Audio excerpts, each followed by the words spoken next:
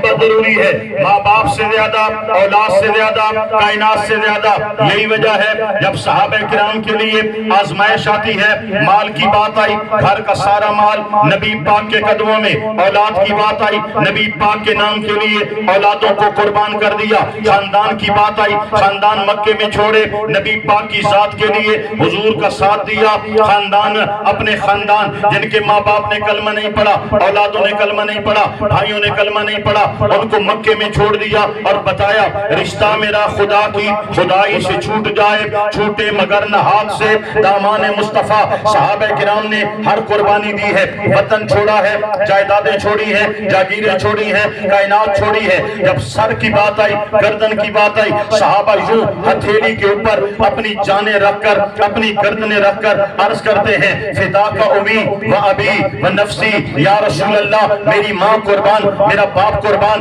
میری جان قربان۔ صحابہ نے جانیں نچھاور کی ہیں۔ غزوہ احد میں میرے آقا پاک کو کافروں نے گھیرا، سمجھا حضور کو گزن پہنچائیں گے، تکلیف دیں گے، نبی پاک تنہا ہے، دائیں بائیں کافر ہیں۔ تیر چلانے والے نے حضور کی ذات پر جب تیر چلایا، تیر فضاؤں کو چیرتا ہوا حضور کی طرف بڑھتا ہے، تیر ذات مصطفیٰ تک بعد میں آتا ہے۔ کافر تو سمجھا تھا تیر کمان سے نکل گیا، نبی پاک علیہ السلام کو اذیت پہنچا دوں گا، حضور کو تکلیف پہنچے گی، لیکن تیر نبی کی ذات تک بعد میں آیا۔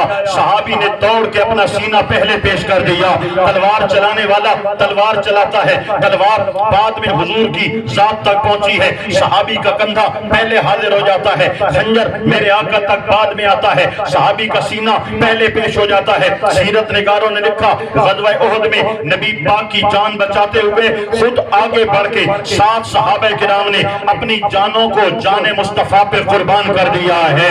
یہ محبت ہے صحابہ کرام کی۔ پتھروں تلے لیٹے ہیں، محمد محمد کا نعرہ بلند کرتے ہیں، ریگستانوں میں لیٹے ہیں، نبی پاک کی محبت کا نعرہ لگاتے ہیں، سولیوں پہ لٹکے ہیں، آقا پاک علیہ السلام سے محبتوں کے گن گاتے ہیں، انگاروں پر لٹا دیا جاتا ہے، نبی پاک کی محبت کے ترانے پڑھتے ہیں، ان کے جسموں کو چھلنی کر دیا گیا، وجود کو کاٹ دیا گیا اور کہا گیا بتاؤ بتاؤ نبی کو چھوڑو گے؟ انہوں نے بتایا ہم پتھروں تلے لیٹ کے، ہم پتھروں تلے لیٹ کے، ریگستانوں میں لیٹ کے، ہم سولیوں پہ جھول کے، ہم تمہارے تیر و تلوار کھا کے جانیں تو دے سکتے ہیں، نام محمد سے بے وفائی نہیں کر سکتے ہیں۔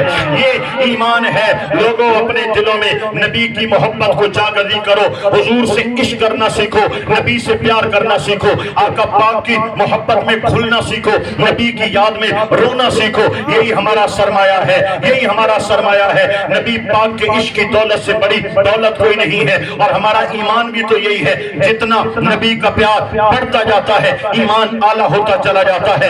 یہ حضور کی محبت کی فضو، حضور کی محبت فضو ہوتی ہے تو ایمان فضو ہوتا ہے۔ میرے آقا نبی پاک کی محبت یہ حضور کا پہلا حق ہے۔ آؤ نبی کا دوسرا حق میں پیش کرنے جا رہا ہوں۔ اللہ اکبر و کبیرہ۔ مجھے بتاؤ میرے بھائیو، مجھے غور سے بتاؤ، سنو اور بتاؤ، کیا ہماری ذات کے خلاف بات ہو ہمیں غیرت آتی ہے یا نہیں آتی؟ اولاد کے خلاف بات ہو غیرت آتی ہے یا نہیں آتی؟ خاندان کے خلاف بات ہو غیرت آتی ہے یا نہیں آتی؟ ہمارے پیاروں کے خلاف بات ہو، ہمارے لیڈروں کے خلاف بات ہو غیرت آتی ہے یا نہیں آتی؟ یہ ہمارا ایک فطری تقاضا ہے۔ جب ہماری ذات، ہمارے خاندان کی بات یا ہمارے پیاروں کی بات، ان کے خلاف بات ہو ہمیں غیرت آتی ہے، ہمیں غصہ آتا ہے، ہمیں جلال آتا ہے۔ پھر کیسے ہو سکتا ہے نبی سے پیار ہو، نبی کی عزت کی بات ہو اور مسلمان کو غیرت نہ آئے؟ نبی کے عشق کی بات ہو، مسلمان کو غیرت نہ آئے؟ ختم نبوت کی بات ہو، مسلمان کو غیرت نہ آئے؟ ناموس رسالت کی بات ہو، مسلمان کو غیرت نہ آئے؟ یہ تقاضا ہے نبی پاک کی محبت کا، آپ پر کلمہ، آپ پر ایمان لانے کا یہ تقاضا ہے کہ عزت رسول کے لیے، ناموس رسالت کے لیے، ختم نبوت کے لیے سب سے بڑی غیرت اگر دل میں ہو تو نام محمد مصطفیٰ کے لیے ہونی چاہیے۔